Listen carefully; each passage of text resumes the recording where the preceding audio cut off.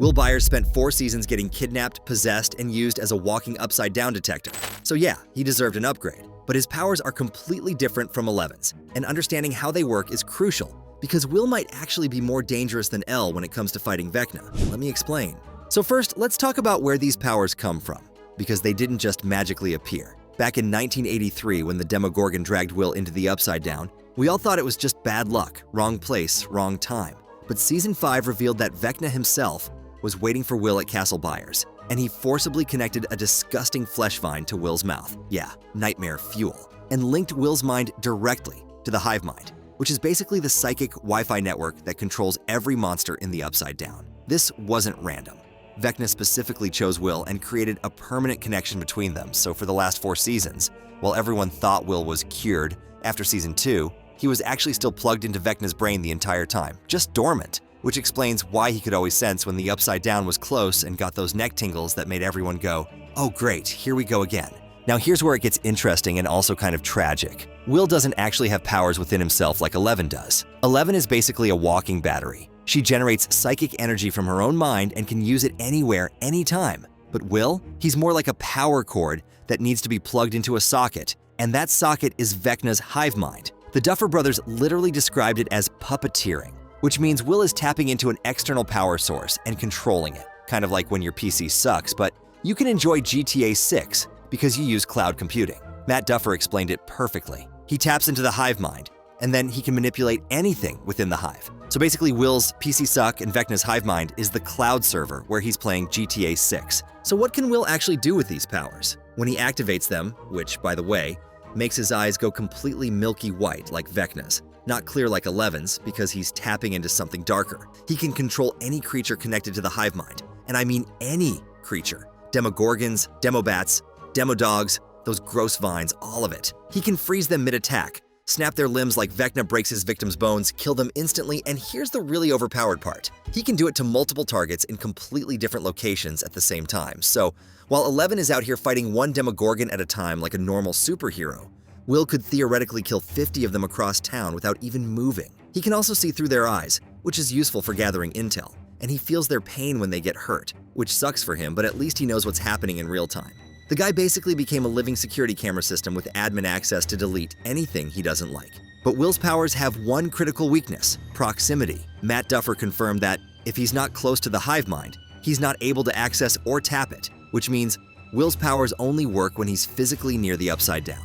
If Will were chilling in California right now, thousands of miles away from Hawkins where the dimensions are bleeding together, he'd have absolutely zero powers. He'd just be regular Will with great hair and trauma, but as long as he's near a gate or anywhere the Upside Down is leaking into the real world, he's incredibly dangerous. This is fundamentally different from Eleven, who can crush a helicopter in Nevada or flip a van in California. Her powers work everywhere because they come from within. Will's powers are like your phone. Great when you have service, useless when you don't. And there are other limitations too, because Will can only manipulate things that are part of the hive mind.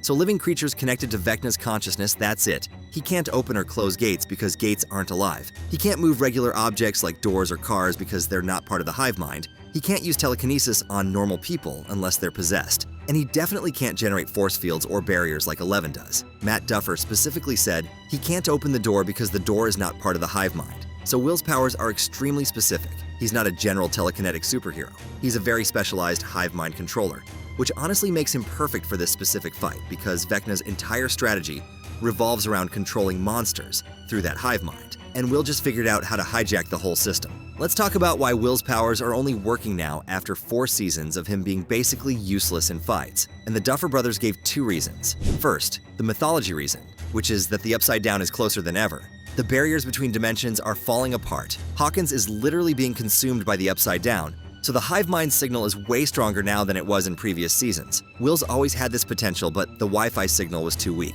And second, the character reason, which is that Will finally accepted himself. His fear and self-doubt were blocking his access to these abilities. And the moment he stopped being afraid of who he is, his sensitivity, his differences, everything that made him feel weak and broken, he became strong enough to channel the hive mind's power.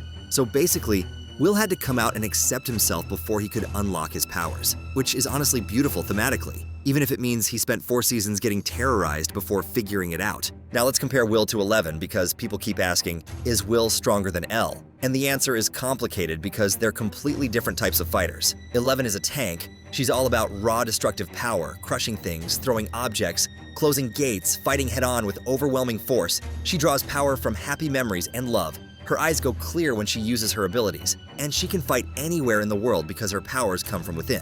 Meanwhile, Will is a hacker. He infiltrates the enemy's network and turns it against them. He can only affect things in the hive mind. His powers only work near the upside down. His eyes go milky white like Vecna's because he's using corrupted power, and he fights with sabotage and control rather than brute strength. So, who's stronger? It depends on the situation. In a normal fight, 11 wins every time, but when you're specifically fighting Vecna, who controls an army through a hive mind, Will might actually be more valuable because he can turn that entire army against Vecna. Imagine every Demogorgon suddenly attacking their master instead of the heroes. Imagine Will sensing everything Vecna is planning because he's plugged into the same network. 11 fights monsters one at a time, but Will can potentially control hundreds of them simultaneously.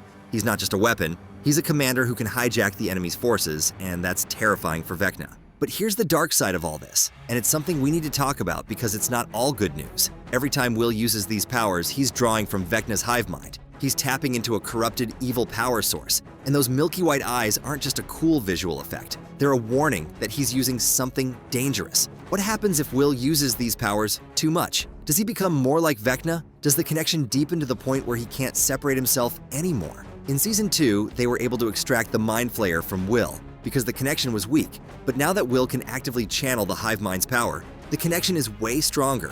It might even be permanent, and there's the very real possibility that killing Vecna could kill Will too, because their minds are entangled. It's the classic Harry Potter and Voldemort problem, where the hero and villain are linked and destroying one might destroy both. So yeah, Will's powers are cool, but they might also be a death sentence. No pressure, kid. And here's my favorite part of this whole thing. Vecna completely underestimates Will. Matt Duffer said that Vecna sees Will as weak, as nothing, as incapable of achieving anything great, and Vecna chose Will specifically because he thought this sensitive, scared kid would be an easy victim who'd never fight back. Vecna saw Will's empathy and emotional vulnerability as weaknesses, but he was dead wrong because those exact qualities are what make Will capable of wielding the hive mind's power effectively. You need empathy to understand a psychic network of connected minds. You need emotional intelligence to navigate it. Vecna gave a weapon to someone he thought was harmless, and now that person is using it to destroy him from the inside. It's poetic justice and also hilarious because Vecna really thought he did something smart back in 1983, but he actually just created his own worst enemy. Good job, dude. So bottom line, Will Byers' powers are completely unique in Stranger Things. He's not a lab experiment like 11. He's not a natural-born Radiant. He's a victim who figured out how to weaponize his curse. His powers only work near the upside down. He can only control things in the hive mind. He can't move objects or open gates. But within those limitations, he's incredibly dangerous. Because while 11 fights from the outside, Will fights from the inside. And when you're trying to destroy a hive mind, having someone on the inside who can sabotage it, that's the ultimate cheat code. Will Byers spent 4 seasons being the damsel in distress, and now he's the guy who can take down Vecna's entire operation from within. And honestly, I'm here for it. The kid deserves his moment. So that's Will's powers fully explained. He's basically a hacker with access to Vecna's mainframe. He can only use his powers near the upside down, and he might accidentally kill himself in the process, but hey, at least he's finally useful in fights. What do you think about his abilities? Is he stronger than 11? Let us know in the comments below. And if you want more Stranger Things breakdowns, click the video on screen now.